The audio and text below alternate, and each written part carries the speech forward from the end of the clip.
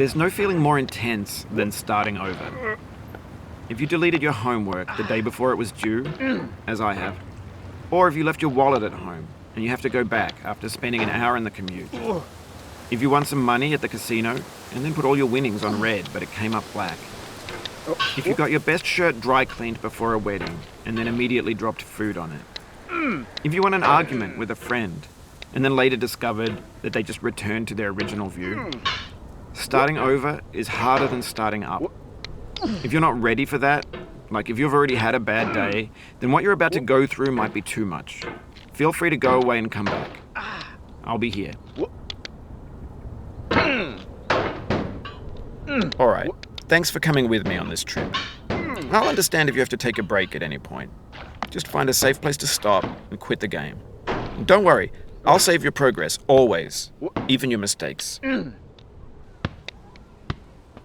This game is a homage to a free game that came out in 2002, titled Sexy Hiking.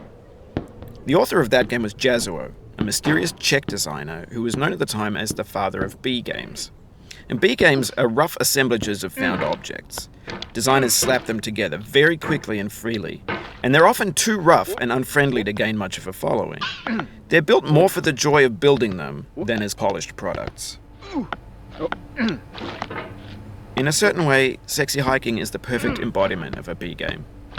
It's built almost entirely out of found and recycled parts, and it's one of the most unusual and unfriendly games of its time. In it, your task is simply to drag yourself up a mountain with a hammer. And that act of climbing, in the digital world or in real life, has certain essential properties that give the game its flavor. No amount of forward progress is guaranteed. Some cliffs are too sheer or too slippery. And the player is constantly, unremittingly in danger of falling and losing everything. Anyway, when you start Sexy Hiking, you're standing next to this dead tree that blocks the way to the entire rest of the game. It might take you an hour to get over that tree, and a lot of people never got past it. You prod and you poke at it, exploring the limits of your reach and your strength, trying to find a way up and over. And there's a sense of truth in that lack of compromise. Most obstacles in video game worlds are fake. You can be completely confident in your ability to get through them once you have the correct method or the correct equipment or just by spending enough time. In that sense, every pixelated obstacle in Sexy Hiking is real. The obstacles in Sexy Hiking are unyielding, and that makes the game uniquely frustrating. But I'm not sure Jazzuo intended to make a frustrating game. The frustration is just essential to the act of climbing, and it's authentic to the process of building a game about climbing. A funny thing happened to me as I was building this mountain. I'd have an idea for a new obstacle, and I'd build it, test it, and it would usually turn out to be unreasonably hard. But I couldn't bring myself to make it easier. It already felt like my inability to get past the new obstacle was my fault, as a player rather than as a builder. Imaginary mountains build themselves from our efforts to climb them, and it's our repeated attempts to reach the summit that turns those mountains into something real. When you're building a video game world, you're building with ideas, and that can be like working with quickset cement.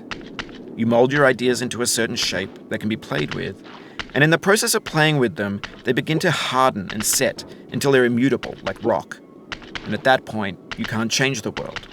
Not without breaking it into pieces and starting fresh with new ideas. For years now, people have been predicting that games would soon be made out of prefabricated objects, bought in a store and assembled into a world. And for the most part, that hasn't happened, because the objects in the stores are trash. I don't mean they look bad or that they're badly made, although a lot of them are. I mean they're trash in the way that food becomes trash as soon as you put it in the sink. Things are made to be consumed and used in a certain context, and once the moment is gone, they transform into garbage. In the context of technology, those moments pass by in seconds. Over time, we've poured more and more refuse into this vast digital landfill that we call the internet. It now vastly outnumbers and outweighs the things that are fresh and untainted and unused. When everything around us is cultural trash, trash becomes the new medium, the lingua franca